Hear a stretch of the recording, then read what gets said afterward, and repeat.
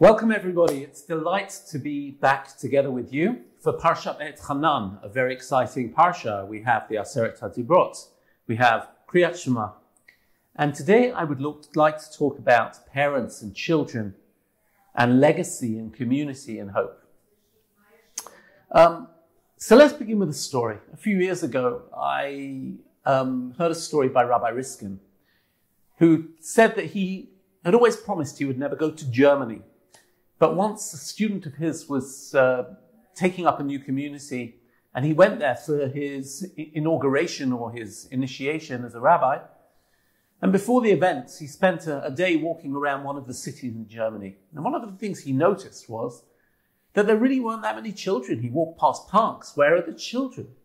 And he asked people, where are the children? And people answered him, well, you know, here people want a very high standard of living. They want their independence, and children are very expensive, and children are noisy, and children limit your freedom. And Rabbi Riskin turned around. He was very disturbed by this.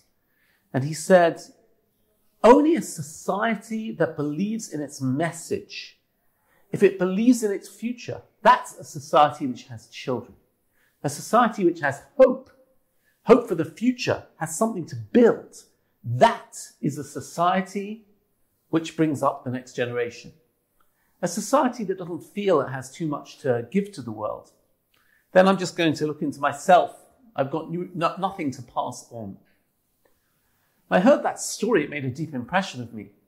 Because, of course, Israel is a society which is filled with children. And I think, you know, if you look around the world, I've seen countless articles about, you know, whether it's in the New Yorker, or whether it's in the Atlantic, or whether it's whatever it might be, about the crisis of Western societies not having babies. The production rate of the next generation is negative in Europe.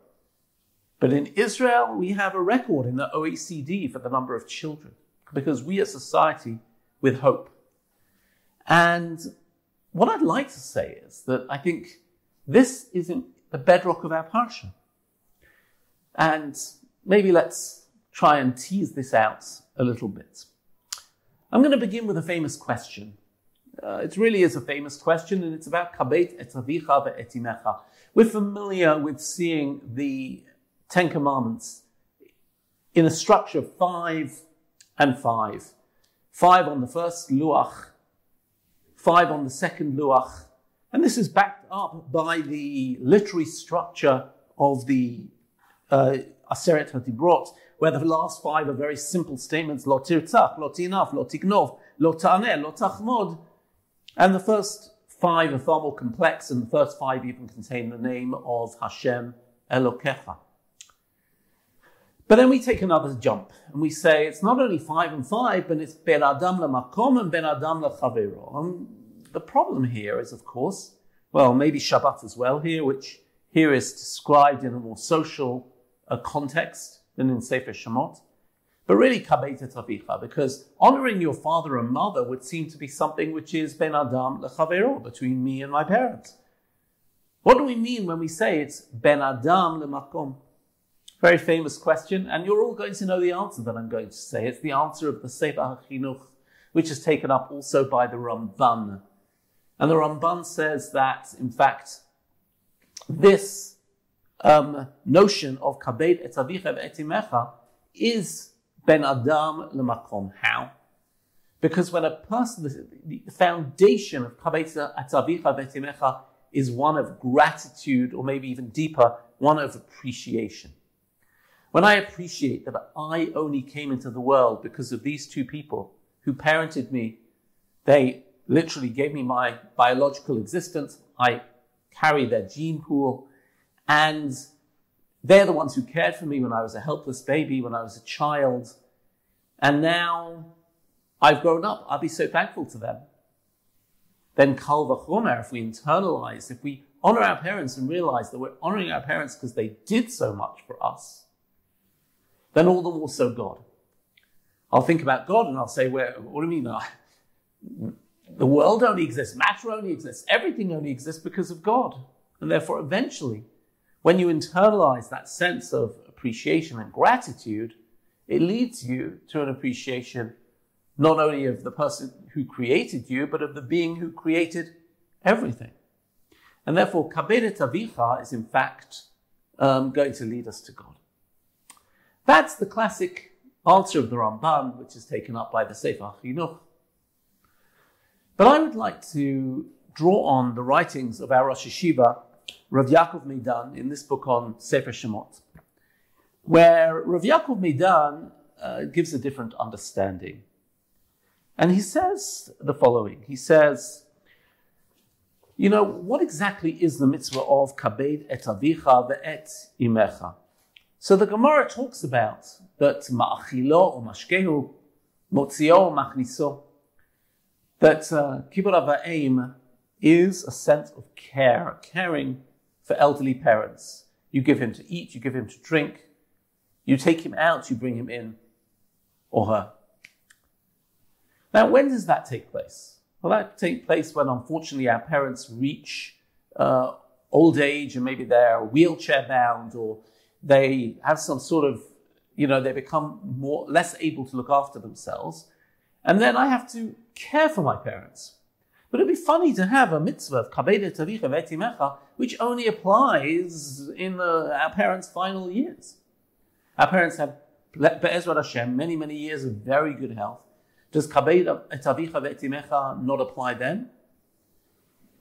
So Rav Meidan says no, but there's a whole other sense of kabed et avicha ve'et imecha, that you're meant to stand up when your father comes in the room. You're not meant to contradict his statements, that you're meant to not sit in his chair. And these are more of a sense of mora, a sense of, fear or awe for a parent. But here's where we really begin. That what's really happening is, I'll read it from Rav Meidan in translation. He says, a father needs honor, not so much for himself, but so that he will be an authority figure for his son. And his son will listen to his advice, to his moral teaching, and to his Torah. You cannot disconnect the mitzvah of kibbud horim from all the mitzvot of Torah and emunah.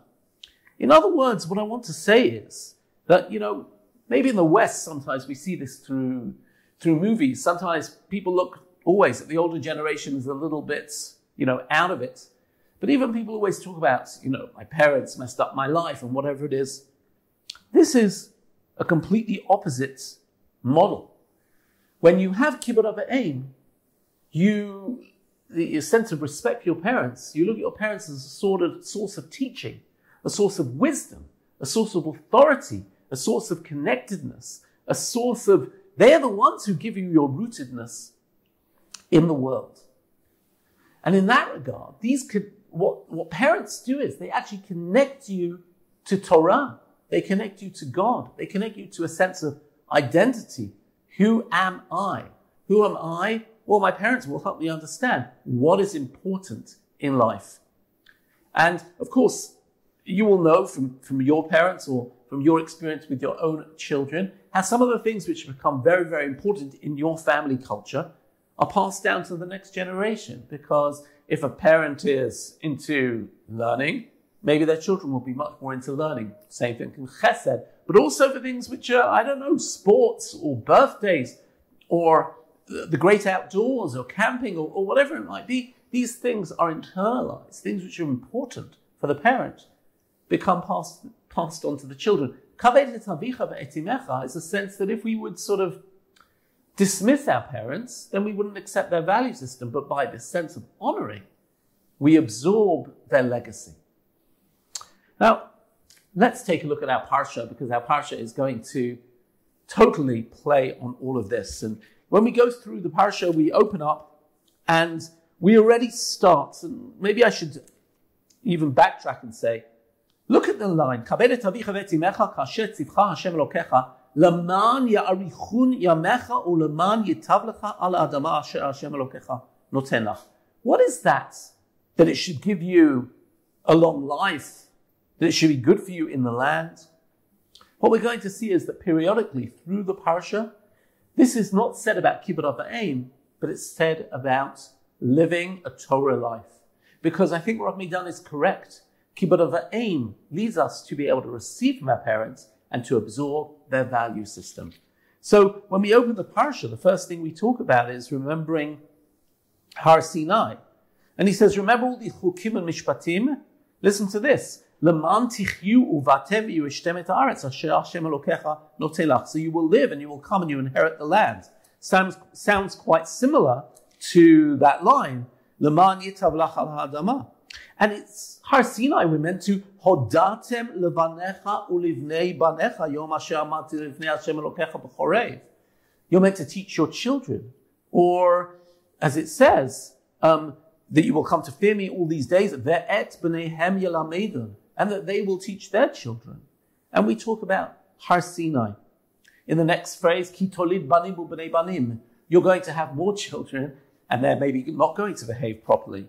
But if you do keep the Torah, v'shamartet chukav etz mitotzav asher anochi mitzavcha hayom, you should keep the chukim and mitzvot, asher yitav lecha ulevanecha acharecha, that they'll be good for you and your children. There's the children theme, but there's also leman yitav lecha, or leman tarich yamim ala adama asher Hashem Elokecha noten lecha kol hayamim. In other words, if you follow Torah and mitzvot, you will be able to pass it on to your children, and that will give you tenure in the land. That will mean that you will have a peaceful, you'll have a good experience in the land. You won't suffer exile. This continues all the way through, of course, through the Ten Commandments. But of course, just before the Shema, V'shamati Yisrael v'shamarta la'asot asher yitav lecha v'asher tirbun me'od kasher diber Hashem avotecha. Again, keep the mitzvot so it will be good for you. Shema Yisrael, and of course, v'shinantam levanecha. Keep the mitzvot, teach them to your children. We have, of course, ki yeshalcha bincha machar, when your son asks you, what's all this about? And you're meant to teach him the legacy, the history, the sense of identity of what we have.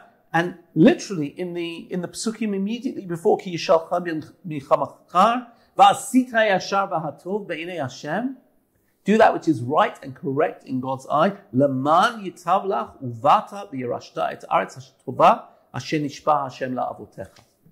In other words, this sense of this line, leman yarichun yamecha leman yitav lach al ha'adama, is the broad theme. But how does that happen? It happens because we keep the Torah and we pass it on to our children. V'shinantam levanecha. I even think about those lines of v'shinantam levanecha, v'dibarta lam b'shivtecha b'veitecha, v'lechtecha v'derech v'shochbecha v'kumecha v'ksharta. The idea being that you're meant to create a thick culture, not a thin culture of Talmud Torah. Here, let's sit and learn for 20 minutes. But it's meant to be something which permeates what we might call the lifestyle. When you walk on the way, when you sit in your home, whatever you do, it should be literally written on the walls, right? It should be written on the walls of your house, because that is indeed the way that you will be able to be shinantam levanecha. That's how it will be leman yarichun yamecha, because this will become a tradition. So we have this sense of leman yarichun, we have this sense of your children and educating your children, and this only is facilitated through the notion of kabed et avicha. If you want, kabed et avicha is the flip side of v'shinantam levanecha, if that makes some sort of sense. I want to maybe relate this and deepen this with a quote from Rabbi Jonathan Sacks. Rabbi Sacks, in his book Morality, talks about the notion of outsourcing. And he says society's been experts at outsourcing. So for example, we outsource labor, and we can phone up a call center, which we think is in wherever it might be, and suddenly they're answering in India or Sri Lanka or whatever it might be. And we can outsource, when the markets crash, they outsourced risk, right? But Rabbi Sacks mentions in a lovely paragraph here, he says, currently we are outsourcing memory. Smartphones and tablets have developed even larger memory, while ours and our children have become smaller and smaller. Why bother to remember anything when you can look it up on Google or Wikipedia? But, says Rabbi Sachs, this confuses history and memory, which are not the same thing at all. History is the answer to the question, what happened? Memory is an answer to the question, who am I? History is about facts. Memory is about identity. History is about something that happened to someone else, not me.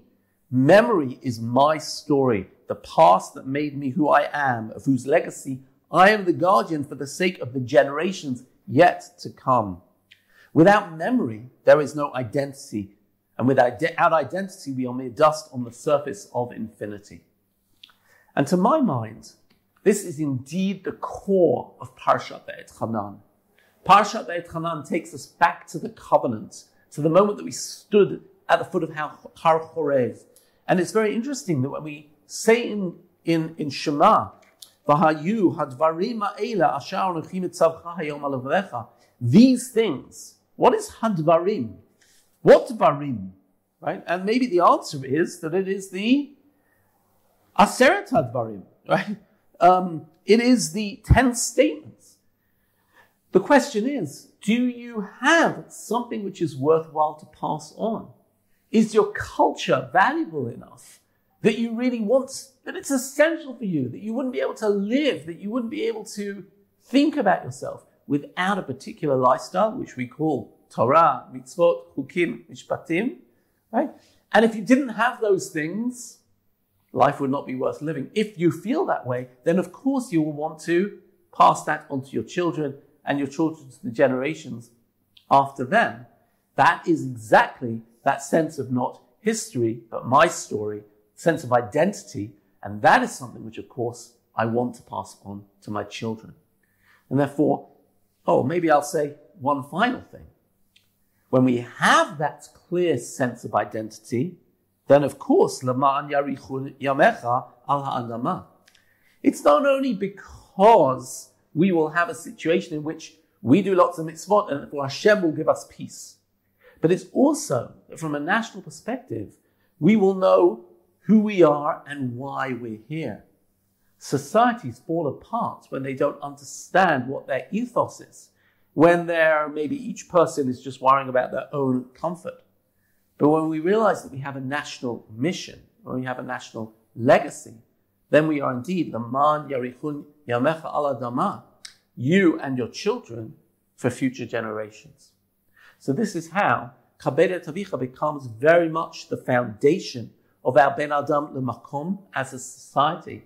This is the connection between children in this parsha, between the source of Sinai in this parsha, between teaching and between living well and long in the land which God has given us. Thank you very much. Shabbat Shalom. See you next week.